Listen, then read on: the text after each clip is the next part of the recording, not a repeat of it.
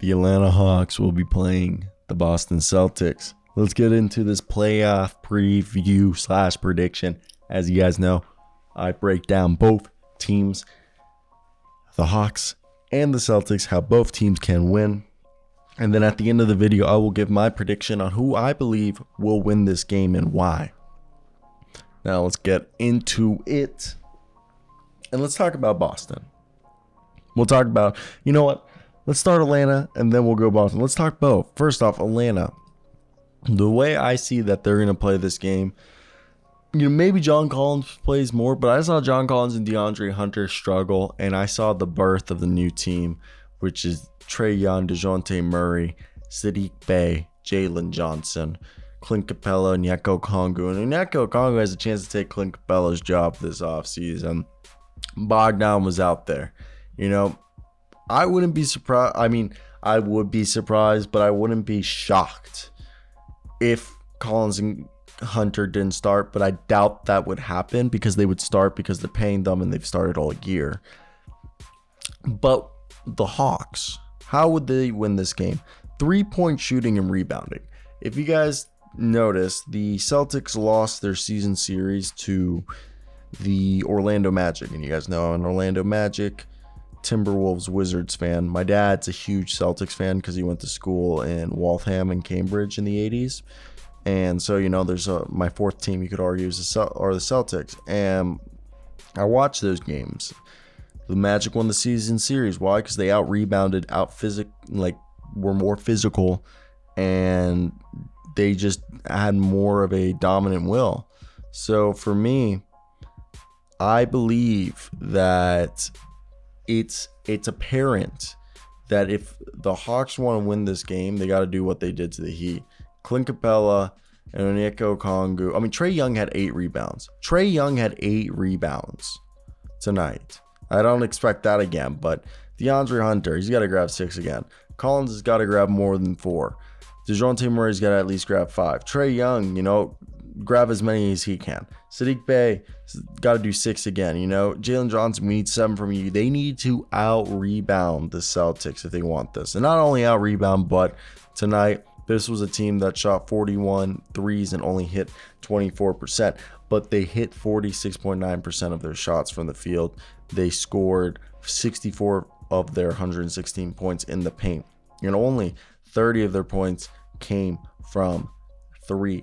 And with that being said, it's right there. You throw in another 16 from the free throw line. That means they only scored 6 baskets from either the mid-range. They just basically said, we're going to attack the rim. If we aren't going to score, we're going to get the free throw. That's the game plan that they had for the Heat. They have to do that in 4 times to win it. And if the Hawks were to win it, I think they do it in 7 games. I'd be shocked if they did it in 6. But let's now talk about how the Celtics need to return to their ways before the implosion. I don't think it's a huge implosion, but look, this team is a top 3 3-point shooting team in the league.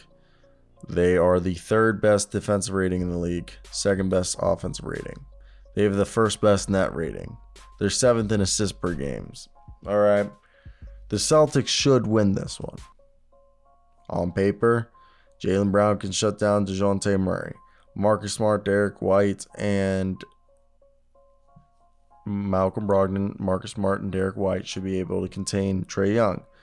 Then you're telling me Jason Tatum on DeAndre Hunter, Bogdanovich, and Saddiq Bey. Same thing with Grant Williams. And the leftover Marcus Smart, Derek White, Malcolm Brogdon isn't enough. I think it is right there. But then you move to the center position. Bob Williams, Robert Williams III. He's a guy, he only played in 35 games this year. 23.5 minutes a night. He averaged 1.5 blocks a game. He's a big impact for this team. Averaged basically 8 and 8 this year. And 75% from the field. The whole thing with Robert Williams is people don't realize. I'm scared if it's just Al Horford. I mean, they're gonna. I don't. Mike Muscala could be a threat in this series because of his 3-point shooting, and he could expose Clint Capella by making him come out to the perimeter. But then I would think they just put Kongu in.